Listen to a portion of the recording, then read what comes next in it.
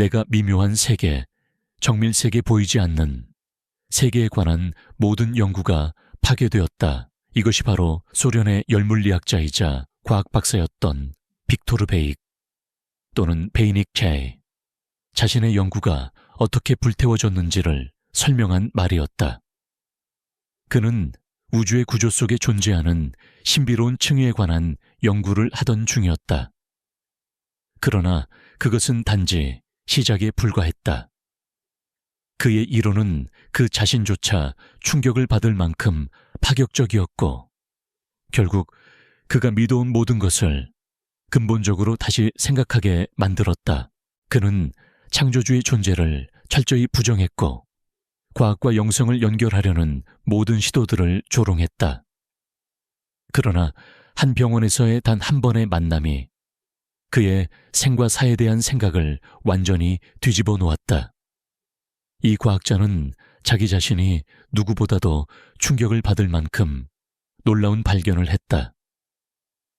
미묘한 세계는 실제로 존재하며 우리의 의식과 직접 연결되어 있다.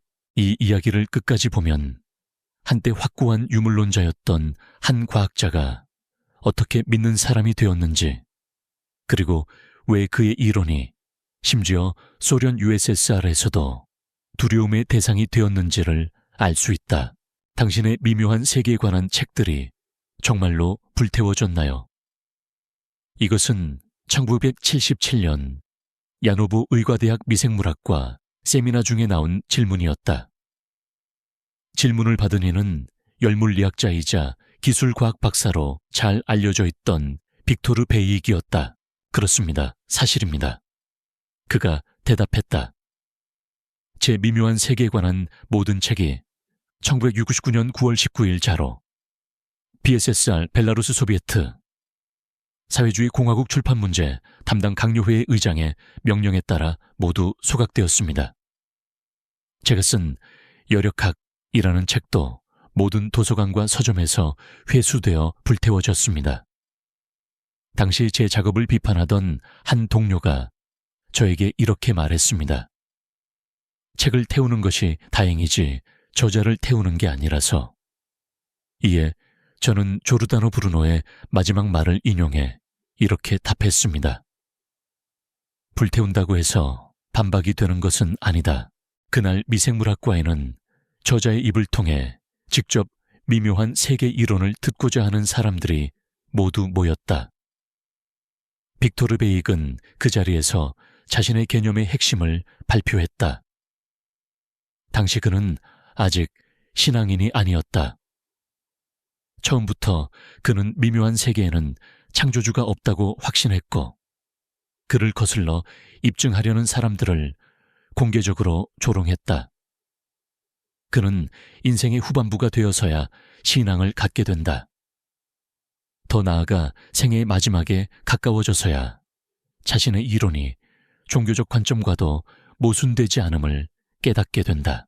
나는 내 신념에서 유물론적 과학으로부터 물러날 생각이 없다. 그는 이렇게 강조했다. 이제 다시 그가 강연하던 바로 그 강의실로 돌아가 보자.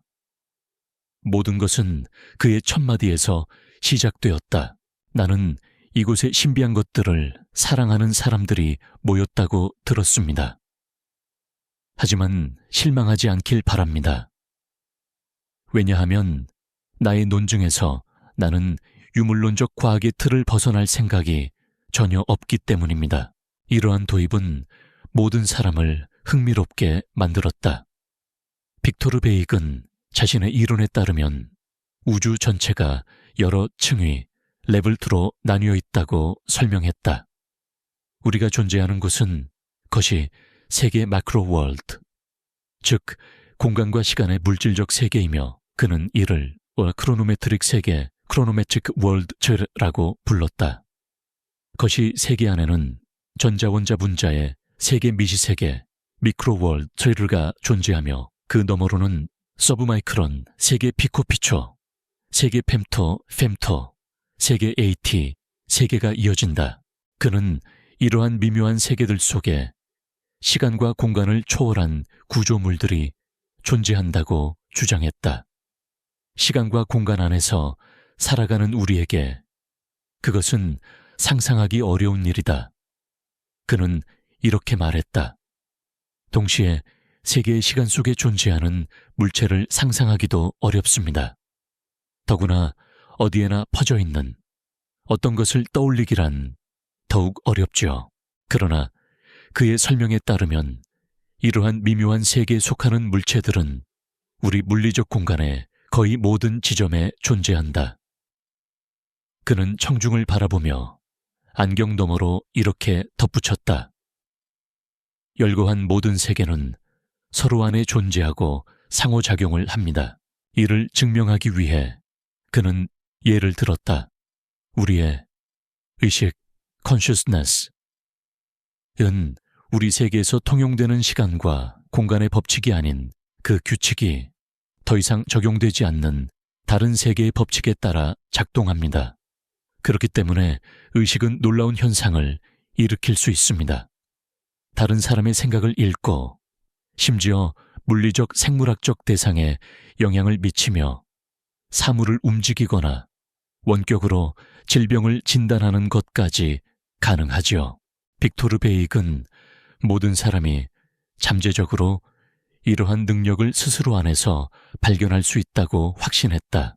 미묘한 세계의 한 가지 표현으로 폴터게이스트 현상이 있다. 빅토르 베이익에 따르면 이것은 매우 다양한 형태로 나타날 수 있다.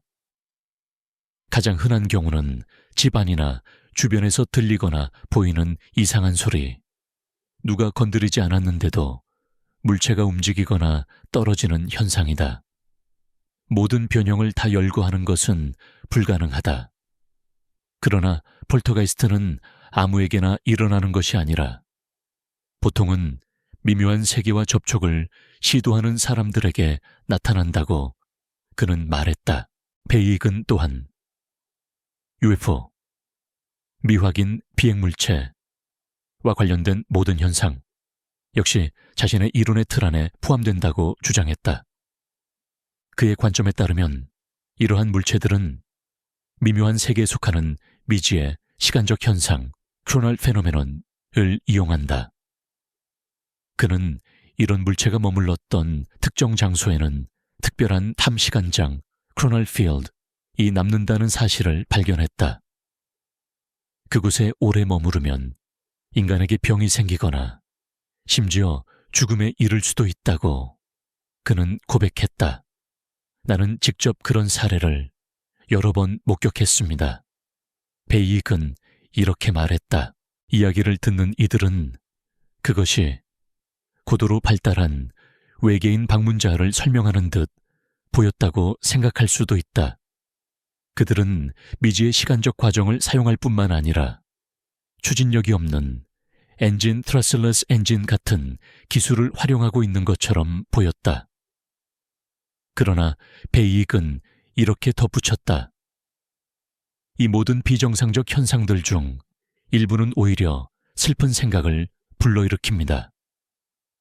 외계 기원이라는 것은 단지 위장이고 유인책일 수 있습니다.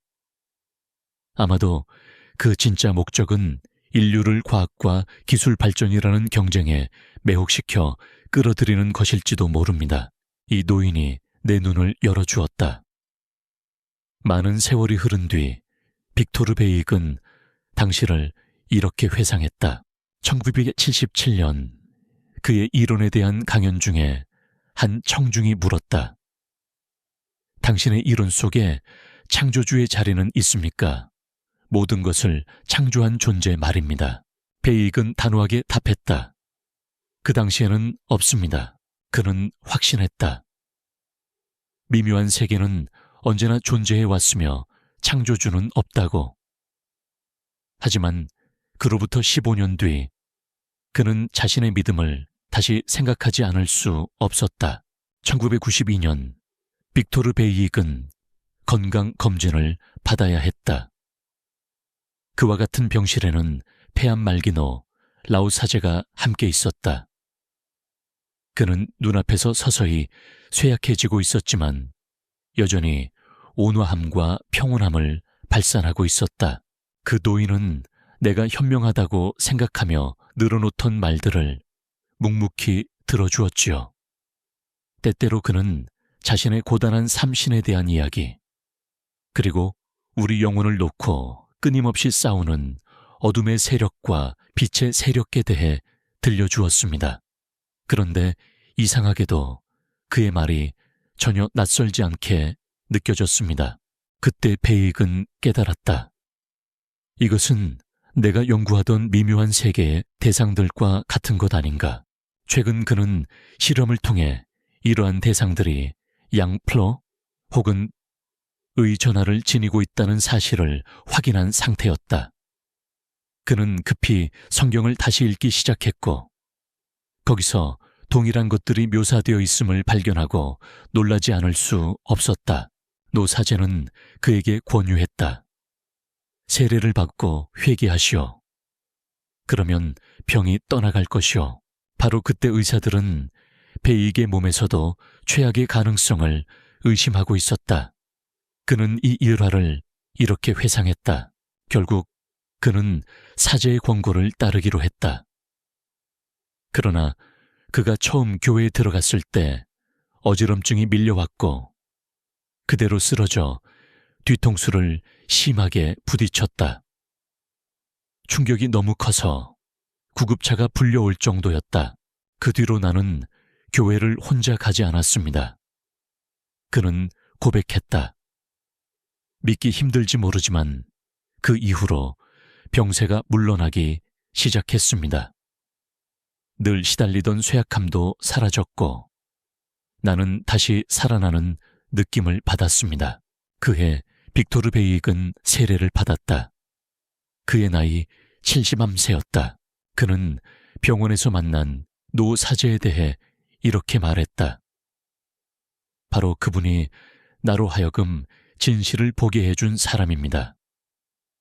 나는 성서를 정독하기 시작했고 읽으면 읽을수록 내 이론의 근본과 놀랍도록 일치한다는 사실에 경이로움을 느꼈습니다. 그때 이런 생각이 떠올랐습니다. 어쩌면 내 지식은 위로부터 내려온 선물이 아닐까. 그러나 곧 이런 의문도 생겼다. 그렇다면 왜 정통과학계의 모든 힘이 나를 탄압했는가? 이론적으로나 실험적으로나 이미 증명된 사실인데도 말이오. 자연 속에는 실제로 미묘한 피코 세계, 그리고 극도로 미세한 펜토 세계가 존재합니다. 성경 속에서는 첫 번째 부류의 대상들을 영혼 soul스, 두 번째 부류를 영 spirits이라 부르죠. 또한 성경은 두 가지 종류의 영이 있다고 말합니다. 선한 영과 악한 영. 그리고 이들은 인간에게 전혀 다르게 작용합니다. 베익은 측정 결과를 근거로 우리 주변에 실제로 선한 영과 악한 영이 공존한다는 사실을 깨달았다. 장기간의 관찰과 경험은 그들의 존재뿐 아니라 행동 방식의 차이까지 입증했다. 선한 영의 흔적은 긍정적인 시간장, 크로널 필드를 남긴다. 반대로 악한 영과 관련된 것은 부정적인 장을 남긴다. 따라서 성화 아이콘 축성된 물건 교회 건물은 플러스이고 폴터가이스트나 UFO는 마이너스라는 것이다. 게다가 그는 덧붙였다. 사람은 삶 속에서 영들과 단지 간접적으로만이 아니라 직접적으로도 교류할 수 있습니다. 이것 또한 미묘한 세계의 존재를 증명하는 한 가지입니다. 성인은 선한 영과 대화할 수 있고 예지자는 악한 영과 대화할 수 있지요. 그는 비극적인 죽음을 맞기 수년 전 이러한 결론에 도달했다. 노화가 없는 곳, 익숙한 얼굴들이 젊은 모습으로 다시 찾아오는 곳을 상상해 보십시오. 이것은 야서 포트 아르투르 포크가 자신의 비전을 묘사한 말이다. 그는 대부분의 사람이 접근할 수 없는 세계를 여행하면서 죽음 이후의 삶에 대해 깊은 통찰을 얻은 인물이었다. 그의 경험은 인생과 죽음에 대한 관념을 영원히 바꾸어 놓았다. 그렇다면 포트는 저편에서 무엇을 보았을까? 왜 그곳에서는 아무도 늙지 않는가? 그리고 그것은 우리의 진정한 본성에 대해 무엇을 말해주는가? 이 이야기는 20세기 가장 유명한 영매 중 한 사람이 나서 포트가 드러낸 비밀에 관한 것이다. 세상에 태어난 모든 사람은 언젠가 반드시 죽음을 맞이한다. 그러나 그 전에 누구나 노화라는 과정을 거친다. 포트는 이렇게 고백했다. 나는 내 삶이 논리적인 결론을 향해 가고 있음을 잘 알고 있습니다. 물론 잔소리꾼 노인으로 변해 누군가에게 짐이 되고 싶지는 않습니다. 그렇다고 죽음을 받아들일 준비가 되어 있을까요? 단 한 가지 확실히 말할 수 있습니다. 나는 이미 한 번 죽은 적이 있으며 그때 경험은 내 생애에서 가장 밝고 강렬한 체험이었습니다. 이 사건에 대해 포트는 여러 차례 이야기했다. 그는 저승의 존재들과 교류할 수 있는 능력을 지닌 영매로 유명했는데 생애 동안 여러 차례 심각한 질병으로 고통을 겪었다. 어느 날 극심한 발작 이후 그는 자신의 몸을 벗어나 죽음 이후의 삶이 어떤 모습인지 직접 목격했다. 의사들이 그의 생명을 되살린 뒤 그는 이렇게 말했다. 그 순간 이후 나는 죽음을 결코 지상에서의 고통보다 나쁘다고 생각할 수 없게 되었습니다. 이제 나는 확실히 알게 되었습니다. 우리 모두가 가야 할 그곳에는 무언가가 기다리고 있다는 사실을, 무엇보다도 그곳에서는 외모와 내적 상태가 달라진다. 포트는 평생 심장질환을 앓았다. 그는 스스로도 이것이 자신의 무모한 생활 습관 때문이었다고 인정했다. 결국 심장이 그의 생애를 마감할 것임을 잘 알고 있었다. 그날 의사들은 그의 가족에게 말했다. 오늘 밤을 넘기지 못할 것입니다. 의사들의 말은 절반만 맞았다. 아서 포트는 실제로 임상적 죽음을 경험했지만 다시 돌아왔다. 의식을 회복한 그는 이렇게 말했다. 나는 저편에 다녀왔습니다. 그 경험 이후 그는 사후세계에 대한 지식을 믿음의 영역에서 확실한 지식의 영역으로 옮겼다. 죽음의 문턱에 서 있었지만 그는 두려움을 느끼지 않았다. 오히려 궁금증이 일었다. 이 다음에는 무엇이 있을까? 그 순간 그는 깨달았다. 내가 바로 병상 위에 떠올라 내 몸을 내려다보고 있음을. 피곤함도 고통도 더 이상 느껴지지 않았습니다. 그저 나 자신일 뿐이었습니다. 이후 그는 공허 엠티네스 속에 있었다. 그곳에는 시간이 존재하지 않았습니다. 나는 힘들이지 않고 흘러가듯 미끄러졌습니다. 육체는 느껴지지 않았지만 나는 여전히 나 자신이었습니다. 그는 산맥이 솟아오른 풍경을 보았다. 그리고 사방에서 사람들이 자신에게 다가오는 것을 보았다. 모두 죽은 사람들이었다.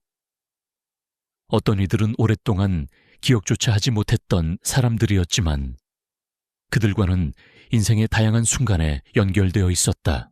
그들을 외모로 알아본 것이 아닙니다. 나의 내적인 감각으로 그들을 인식했습니다. 왜냐하면 그들의 나이가 변해 있었기 때문입니다. 노년에 죽은 이들은 젊어 보였고 어린 나이에 세상을 떠난 이들은 성인이 되어 있었습니다. 그는 이 만남 이후 억지로 다시 되돌아왔다. 정신을 차리나서 포트는 자신이 왜 다른 세계에서는 육체가 사라지고도 여전히 존재할 수 있는가에 대해 설명하려 했다. 그는 말했다. 저편에서 인간은 이 베타 몸체, 베타 버디, 파회로 살아갑니다. 이것이야말로 우리의 진정한 자아입니다. 그는 이후 최종적으로 세상을 떠나기 전까지 이 사실을 여러 번 강조했다. 죽음 이후의 삶, Life After Death 이라는 책에서 그는 이렇게 적었다. 왜 우리는 베타 몸체의 실제를 믿기 어려워할까요? 그 이유는 우리가 5가지 감각만 가지고 모든 것을 인식한다고 잘못 믿기 때문입니다. 그러나 사실 우리는 훨씬 더 많은 것을 가지고 있습니다. 지상에서 우리는 인격 퍼스널리티의 물리적 껍데기만 볼 수 있지만 그 본질은 눈에 보이지 않습니다. 우리의 의식은 이미 지금 이 순간에도 베타 몸체 속에 담겨 있으며 죽은 후에도 그 몸체 안에서 계속 살아가게 됩니다. 인간에 대한 지식은 단지 5 감각을 통해서만 오는 것이 아니라 베타 몸체가 가진 섬세한 자각 능력을 통해 다가옵니다. 아서 포트는 1971년 1월 향년 73세로 세상을 떠났다. 그러나 1985년 봄 그는 여러 영매를 통해 다시 소식을 전했다고 전해진다. 그 접촉에서 그는 질문을 받았다. 죽음 이후에는 우리를 무엇이 기다립니까? 포트는 이렇게 대답했다. 누가 묻느냐에 따라 답은 달라질 수 있습니다. 하지만 지금 당신이 내게 묻고 있으니 나는 내 경험을 말하겠습니다. 내가 마침내 육체라는 감옥에서 해방되어 저편으로 건너갔을 때 먼저 오랫동안 세상을 떠났던 부모님을 만났습니다. 그 다음 나는 커다란 전당으로 인도되어 내 생애 전체가 눈앞에 펼쳐지는 것을 보았습니다. 그는 고백했다. 그래서 나는 이해하게 되었습니다. 왜 말년에는 내 은사인 시가 무겁게 느껴지고 심지어 두려워지기까지 했는지를. 기억이 끝난 뒤 그는 숲속 호숫가에 도착했다. 거기서 그는 새로운 몸에 익숙해지고 쉴 수 있도록 허락받았다. 그가 직접 고른 나이는 45세였으며 그 모습 그대로 더 이상 늙을 필요가 없었다. 아서 포트는 죽음 이후의 세계에서 노화가 전혀 일어나지 않는다는 사실을 반복해서 강조했다. 그는 이렇게 말했다. 베타 구조 속의 몸에는 세포가 존재하지 않습니다. 그러므로 노화 자체가 불가능합니다. 그는 자신의 저서 천사의 지혜와 신성한 섭리 Angel Wisdom on Divine Providence 에서 이렇게 기록했다. 나는 대홍수 이전 수세기 전 사람들과도 대화를 나눴고 그 이후에 살았던 이들과도 이야기를 나눴습니다. 그런데 그들 모두는 중년의 모습으로 내 앞에 나타났습니다. 그들은 죽음이 무엇인지 모른다고 말했습니다. 하늘에 들어간 모든 영혼은 지상의 젊은 시절로 돌아가 영원히 그 상태에 머무릅니다. 노년과 쇠약 속에서 세상을 떠난 이들조차 다시 젊음과 아름다움을 되찾습니다. 아서 포트 자신도 여러 차례 확신하게 되었다. 영적 세계에는 시간도 노화도 없다. 죽음의 순간 영혼은 늙는 것이 아니라 오히려 새 힘과 젊음을 회복한다는 것이다. 그뿐만 아니라 그는 죽은 뒤 우리를 맞이하는 존재들, 가족과 가까운 이들의 모습에 주목했다. 저편에서 우리는 그들을 알아봅니다.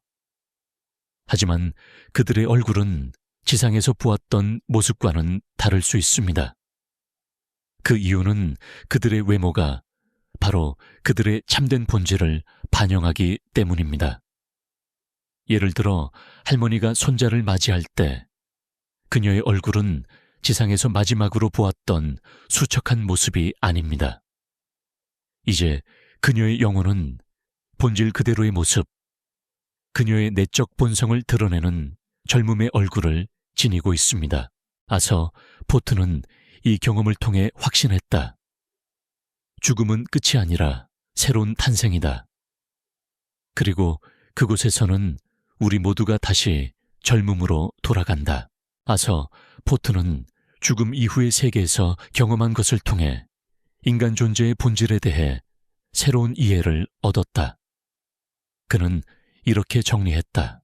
죽음은 소멸이 아니라 의식의 전환입니다. 우리는 육체라는 옷을 벗고 본래의 참된 자아로 되돌아가는 것입니다. 그의 증언에 따르면 그 세계에서는 시간의 흐름이 존재하지 않는다. 따라서 나이가 들지도 않고 더 이상 쇠퇴하지도 않는다. 오히려 영혼은 새로운 활력을 얻고 젊음과 힘을 회복한다. 또한 그는 사후세계에서의 만남이 단순한 재회가 아니라 본질적 교감임을 강조했다. 우리가 알아보는 것은 얼굴의 주름이나 나이가 아니라 영혼의 본질입니다. 그곳에서 사람들의 모습은 그들의 내적 진실을 드러냅니다. 포트는 이 경험을 통해 인류가 오랫동안 두려워해온 죽음에 대해 전혀 다른 시각을 제시했다. 죽음은 끝이 아니라 새로운 탄생의 문이다. 우리는 저편에서 다시 태어나며 거기에는 노화도 시간도 없다. 그리고 사랑하는 이들이 우리를 맞이한다. 그는 마지막으로 이렇게 덧붙였다. 죽음을 두려워할 이유는 없습니다. 그 너머에서 우리를 기다리는 것은 고통이 아니라 회복된 젊음과 사랑하는 이들과의 만남이기 때문입니다.